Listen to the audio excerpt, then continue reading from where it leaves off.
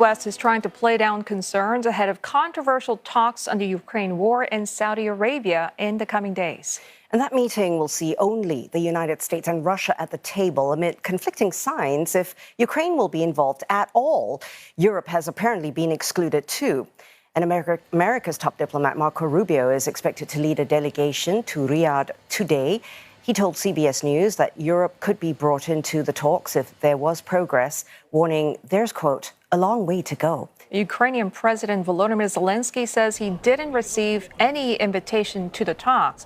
U.S. President Donald Trump says Mr. Zelensky will be involved, but didn't say when.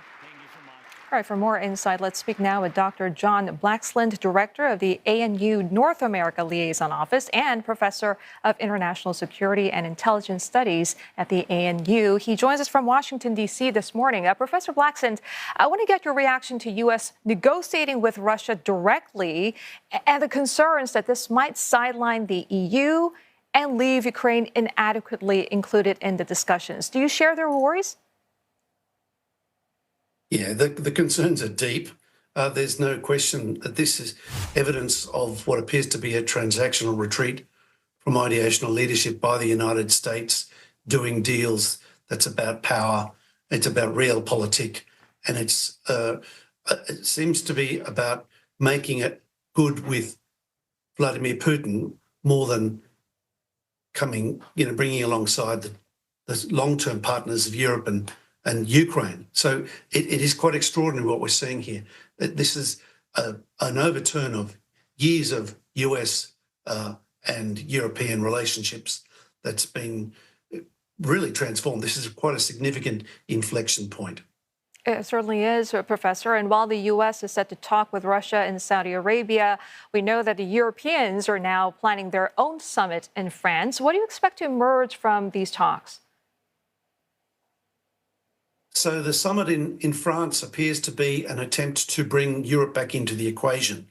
The Americans, by dealing directly with the Russians, with Vladimir Putin directly, and in Saudi Arabia, it appears to be about making the Europeans feel that they're not worth it, that they haven't contributed enough so far. And it's interesting to think about the kind of gamesmanship that's going on here, because we know for a while now that the Americans have been saying the Europeans have not been doing enough, have not been contributing enough. And this, conceivably could be seen as a way that Trump is trying to embarrass the Europeans or coax them into doing more for their own defence. But there does seem to be a real effort here to place greater emphasis on what the Russians are concerned about and accommodating Russia over European concerns. And this is no doubt rattling the Europeans, who are heavily invested in what's happening in Ukraine, and deeply worried about the ramifications of Russia's aggression in Ukraine and now in Belarus, activities in Belarus that are raising alarms in Poland and in the Baltic states as well.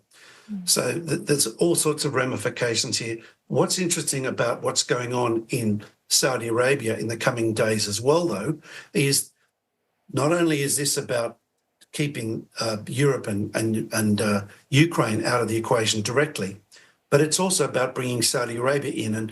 And Trump seems to be trying to do something with Saudi Arabia here that I think is linked to what's going on in Gaza and what's going on with Iran.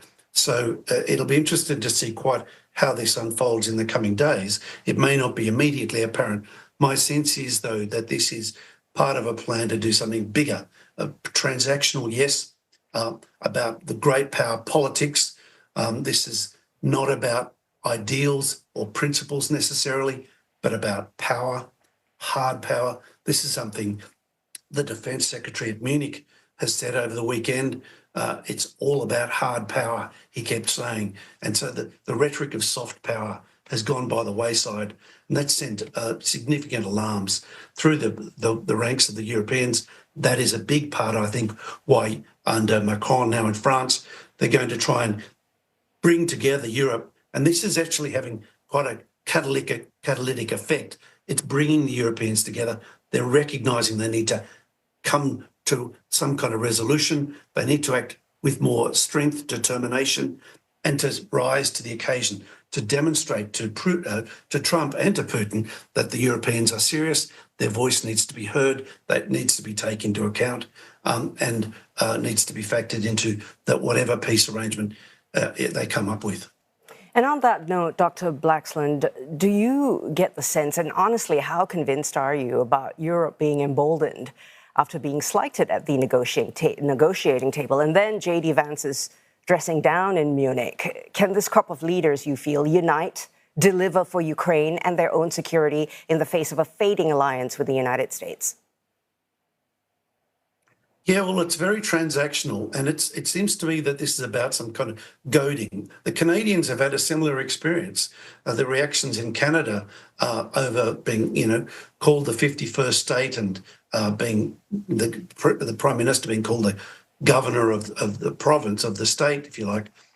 It's generated a reaction that I think is kind of what Trump was trying to get them to think about spending more on defence, think about making more of a contribution to allay American concerns. I think the similar phenomenon is at work in Europe, where Trump is playing a cynical game, if you like, but it's also classic transactional behaviour about trying to elicit a response that's about what he sees as America's interests, which is to get Europe to do more in terms of broader European defence, particularly because it seems the Americans are much more interested in shifting to the east, to really pivoting to Asia in a way that Obama was never able to do so when he talked about it 12 or 13 years ago.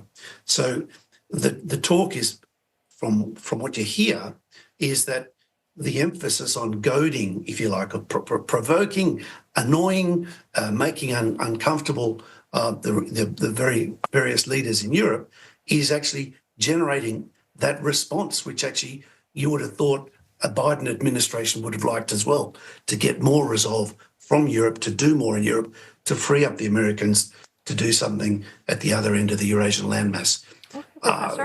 It sounds good in principle. In practice, that's going to be a lot harder to pull off.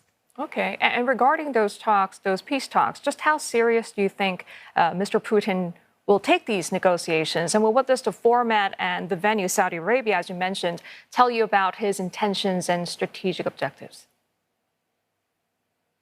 So it is a little bit worrying because the remarks that have been made in the last few days have been very, very mixed.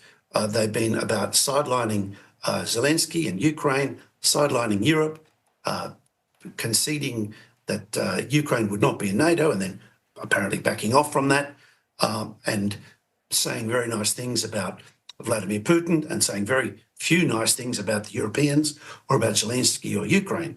So, is that part of the art of the deal? Is that some kind of sycophantic behaviour from Trump towards Putin, or is this perhaps more clever than we've let on? The pundits are divided because the devil is in the detail as to how this will manifest itself and whether or not any progress can be achieved in a meeting in Saudi Arabia.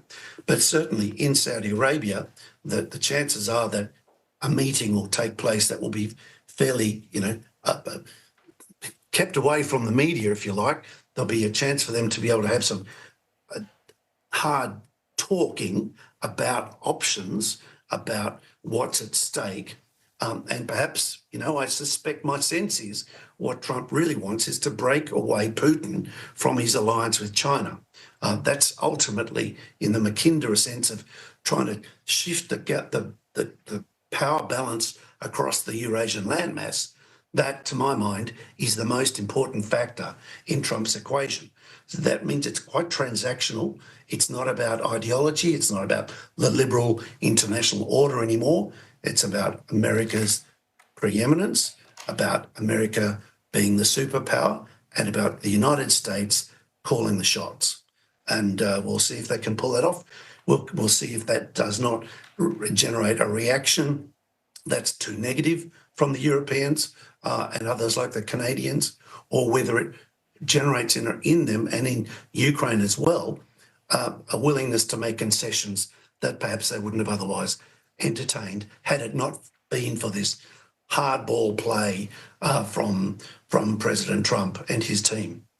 And to your last point about distancing, themselves from China, definitely that was brought up by the U.S., Russia, Ukraine envoy Keith Kellogg over the weekend too. Thank you very much for putting all that together for us, Dr. John Blaxland, Professor of International Security and Intelligence Studies at the Australian National University. Appreciate you joining us.